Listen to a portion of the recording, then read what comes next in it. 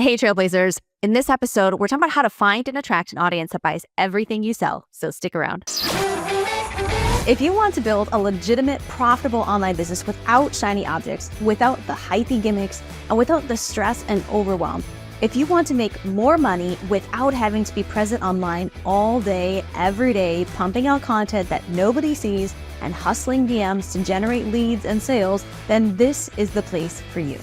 Welcome to the Digital Trailblazer Podcast, your online business university, where you'll learn how ordinary people start from ground zero with no influence, no email list or audience to sell to, and no business or marketing experience, and go from working 9-to-5 jobs to building successful 6- and 7-figure online businesses and all the steps in between. Learn the strategies that worked and what didn't. Learn the mistakes that they made and how to avoid them, and then learn their plans for scaling their businesses and taking things to the next level.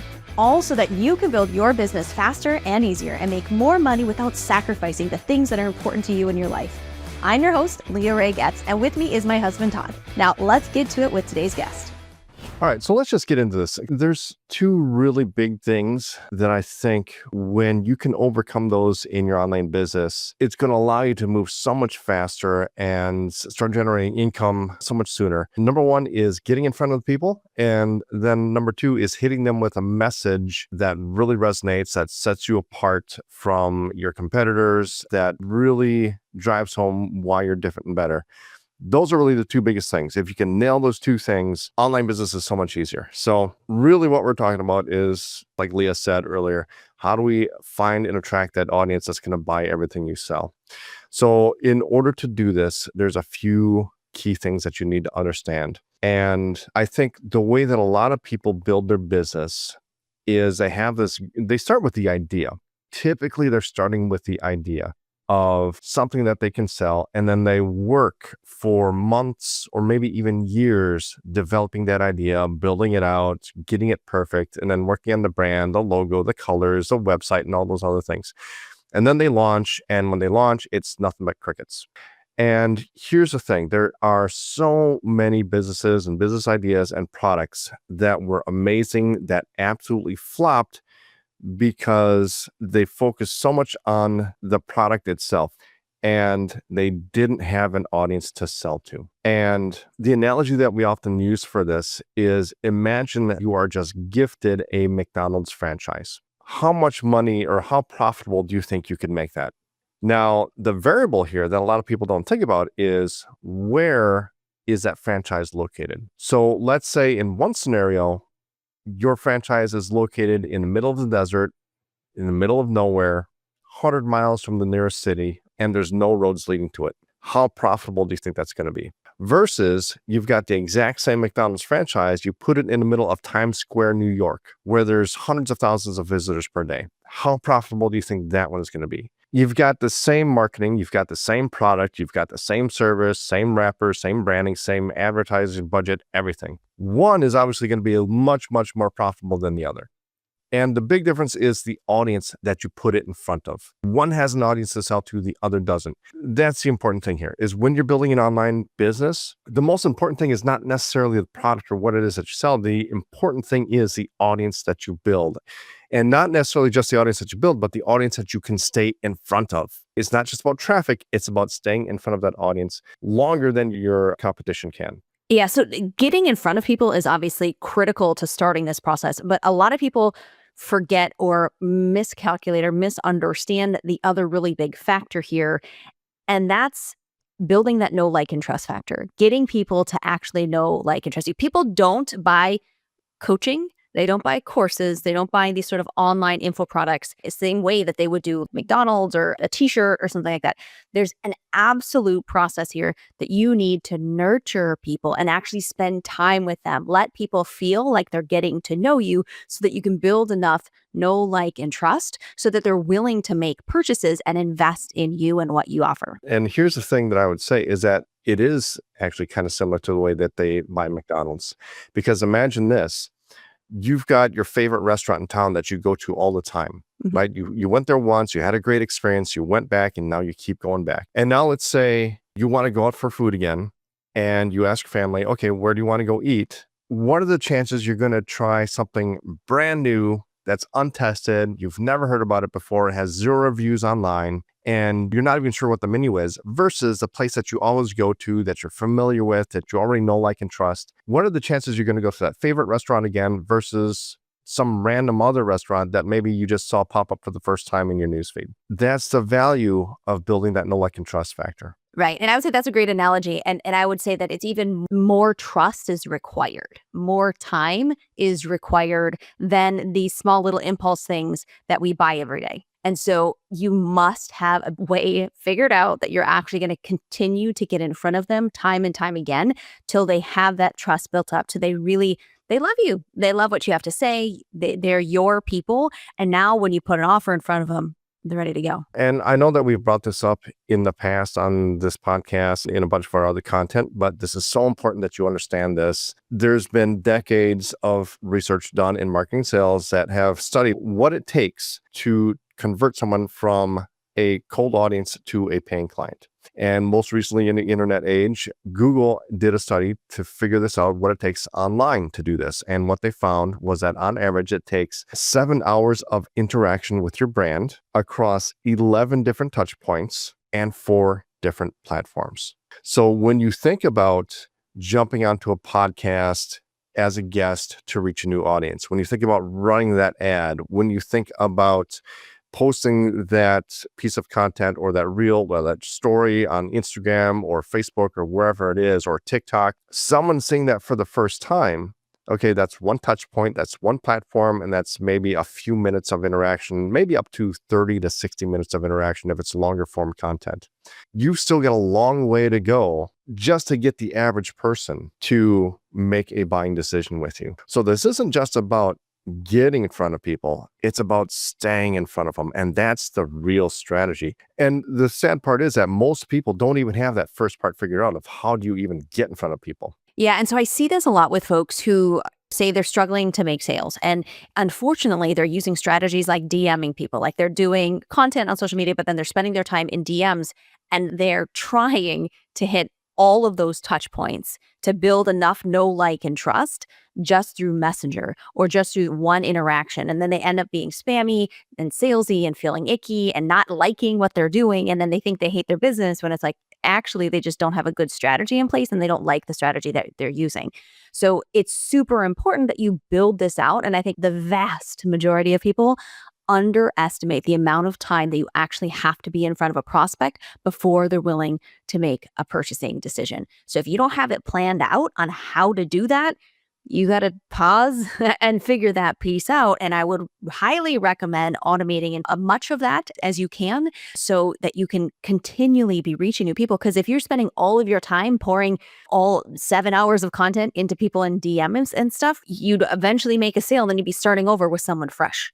And you'd be chasing and hunting and you're not keeping a pipeline full. Whereas when you set up a system, when you have an actual automated process, now it can be reaching a ton of people and keeping that pipeline full, continually nurturing people till they're ready to pop out the other end and make purchasing decisions. So 2 parts of this process. Number 1 is getting in front of people. And then number 2 is how do we stay in front of them? So let's talk about that first part about how do we get in front of people and get them to take that next step to getting into some sort of a nurture group or whatever that process is going to be. So first thing is we want to set up an automated lead generation funnel. DMing people, like I said, can it work? Does it work? Yes, but it is an absolute grind. I wouldn't do it unless I was absolutely desperate for clients right now and I was absolutely cash strapped and could not afford some sort of a funnel building system. That's the only time I do it.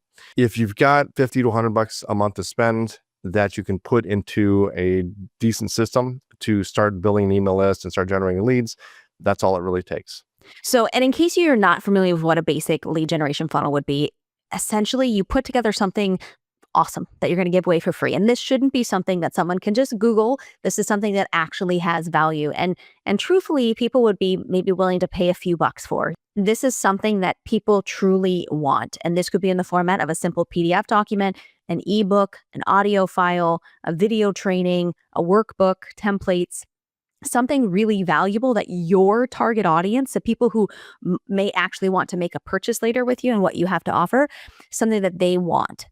Now, you offer it for free. Well, for free asterisk, right? It's free in exchange for their contact information, because that's sort of the exchange. If it's not valuable enough and then they see they have to actually put in their name and email, maybe phone number, they're just going to back out and not do it. So it has to have real value for them. They got to really want it.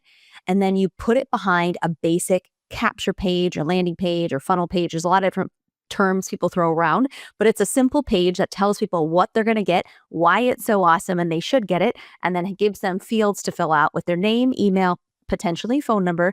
And then when they hit enter, it adds that person to your email marketing list and sends them an automated email with whatever the resource is that they requested. Now, where most people go wrong with this thing, there's a couple things. Number one is that they're typically trying to offer a free resource that's too high resistance. With this freebie that you're giving away, you have to keep in mind that the only goal here is to identify your ideal client and get them to take that first step. When a lot of people are trying to put together their lead magnet, this is what we'd call a lead magnet, right? When a lot of people are trying to put together their lead magnet, a lot of times they're trying to do all of the selling and all of the convincing in that lead magnet. And they think that when they give that away, that people are going to go through that and then they're going to want to book a call and they're going to buy. It's not going to happen that way. All we're looking to do is to identify the people who are going to be the best clients and get them to take that first step so that we can start nurturing them later on. So when you're considering what to give away as a lead magnet, we want something that's quick, that's easy, that can be an impulse decision. We don't want something that's going to raise resistance. And so, for example, sometimes people will say, oh, well, a free consultation or a live webinar. Yes, those have a lot of value. But the thing is, as soon as you say a free consultation, well, the objection that's going to come in people's minds is that, okay, well, now I got to talk to a person and they're probably going to try to sell me on something. That's going to raise a ton of resistance and you're probably going to have a pretty low conversion rate on that freebie. And if you're putting ad spend behind it, it's going to be an expensive lead. And even if you think about how people consume content and how they use the internet today, we all like to poke around. Like for us to actually talk to a human being today, it takes a lot of energy. We got to figure out our schedule. We got to make sure the kids are taken care of. We've got to do all these things. Even if they didn't think you were going to be selling, if you somehow convinced them that you weren't going to be selling on this call, it's still really high resistance to just how people interact in today's world. Yeah. Well, even think about getting a phone call on your smartphone, even when especially when it's somebody that you know. And it's like, why are you bugging me? I don't want to talk to you. And you make it go to voicemail or you just text them and say, just text me, right? It's high resistance to talk to people nowadays. So think about something that's easy, impulse decision. And then also as far as subject matter, you want to meet people where they're at. The most important thing you have to keep in mind when you're deciding what to create your lead magnet on is with your ideal client, imagine they're sitting in front of their computer, they're typing something into Google or YouTube to find a solution to a problem. What is it that they're typing in to that search bar to find that solution? That's what you need to think about. And as close as possible to the words that they're actually using, those are the words that you want to use for the title and the headline and the copywriting for your lead magnet. So for example, if you help parents who have special needs children, and you put together a guide about how to be your child's best advocate, about how to find the right therapist, how to navigate the educational system, about how to find government grants and scholarships and things like that. Your ideal client, when they are typing something into Google or YouTube, are not searching how to be my child's best advocate. What they're typing in is best type of therapy for kids with ADHD. Those are the types of things that they're typing in to the search bar. And so that's what we want to reflect back in our copywriting as far as the title for your lead magnet, as far as the headline on your landing page and everything else. So those are two really big things that you need to think about. And then the third thing, and this is one that almost everybody gets wrong, is you have to remember that the whole point of this lead magnet is not to sell people on things. It's to get them to take that next step. We say this all the time, marketing is like dating. The whole point of going up to somebody in the bar and saying, hey, how you doing, is not to see if they want to get married right away. The whole point is to see if, okay, maybe we could go on a date later this week. What's that next step that I want them to take? And so many times they get people to take that first step and then they expect them to buy and join. And so there's no second step. right? Right. They never plan ahead for that second step. And so with your funnel and with everything else that you're doing with this lead generation system that you're putting together, as soon as they opt in, what most people do is that there's a dead end. It's, hey, thanks for downloading this thing. Here it is. And then it's goodbye. And then you expect the sale to magically happen. And what you want to happen on that next page is, hey, thanks for requesting this download. It'll be sent to your email shortly. We're not going to give it to them yet. On that second page, then we're going to have, by the way, while you wait, join my free Facebook group for parents with special needs kids. Join my free Facebook group for moms who want to lose weight. Join my free Facebook group for blah, blah, blah, blah. What is that next step where you're going to be able to nurture your audience? Obviously, we're going to do this with your email list because now that they opted in, they're on your email list. But what's that other place we can go that's on social media where they're already interacting? Where can we put them into a group where we can further nurture them? For a lot of people, that's going to be a Facebook group. This might be a group on LinkedIn. This might be a forum on Reddit. This may be a Discord server or something. There's a lot of different ways to do this. We've got people doing all sorts of different things in our program. Some of them are using circle groups. Some of them have Go High Level, and they're using communities and Go High Level. So there's a lot of ways that you can do this, but get them into another place where we can get those other touch points and those other 7 hours of interaction. Remember the 7-11-4 rule, 7 hours of interaction across 11 touch points and 4 different platforms. When they've opted into your thing, that's one touch point. They're on your email list. That might be another touch point or two. They've maybe interacted with you for a few minutes now, maybe a half hour to an hour, depending on what content they just came from. We've got to get those other touch points and those other hours of interaction. Okay, so that's the number one goal as soon as they opt in. So what is that going to be and how do we get them in there? We're going to use the thank you page on your lead generation funnel to get them in there. And I personally love Facebook groups. The other things work well, but there's a few things that I want to look for in the other places that we're sending them and nurturing, like cross platforms, right? I want to be able to interact in video format and preferably do lives. Live video is the fastest way to build know, like, and trust with your audience. If they can jump on a live with you and you can talk to them, they can comment and you can interact. They can go from ice cold to red hot really quickly that way. So I love Facebook. Another reason I like it is, and trust me, I understand Facebook's not perfect. So I'm not here saying it is, but you don't have to change their behavior. The vast majority of people are already on Facebook and they can just pop up. They can just see one of your posts. They can see some of your content versus having to train them or get them or convince them to open up a new app and interact on those different platforms. So yes, the other ones can be great too, but that's kind of my preference. But that's what I want to look for, is making sure I can do that kind of live interactive stuff and just build an awesome experience for the members so they can really build that know, like, and trust very quickly. So this conversation may have helped you realize that you might have some gaps. Maybe you're in the DMs just hustling or trying to manually follow up with people from networking conversations or something, or you're realizing how flawed your current lead magnet funnel is, that it might be really basic and it's not really inviting people into any next steps or anything like that. So we got a brand new mini course that will actually teach you how to set up a fully functioning automated lead gen funnel. So we'll have the links to that. There'll be a link or a button or somewhere that you can click to get access to that. This is totally free. Now, while it may work for other folks, it's really designed for coaches, course creators, agency owners, consultants, and the like. So check the show notes, check the description of the video, or if you're lucky, there might be a button somewhere, but grab that access today.